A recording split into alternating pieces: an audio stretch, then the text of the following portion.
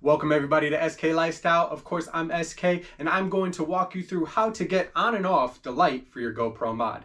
Yeah, that's right. I've had a lot of comments lately on some of my GoPro videos, and yes, I do respond to comments, so I gave them an explanation of how I do it, but I figured a visual would be a lot better. So it's going to be quick and easy, very simple. I'm going to do a quick over-the-shoulder shot right now and just explain what I'm doing as I show you. So let's get to it.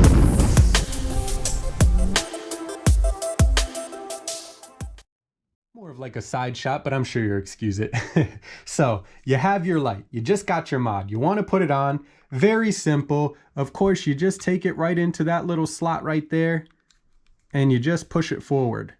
Now, it doesn't really click, but it holds in place. You see, it's not falling off. Now you'll notice the way it went in there. It's easy, but it was a little weird. So what you want to do is, because these little, I'm going to pull it off quick just to show you. You see these little clips, they're plastic. So that's what's making you nervous, because when you put it in and then it's stuck and it feels like you're gonna rip those, and you will, but you won't if you do this. So you see the way I hold it, I kind of grab it like this, and then I take my hand and I put it over it.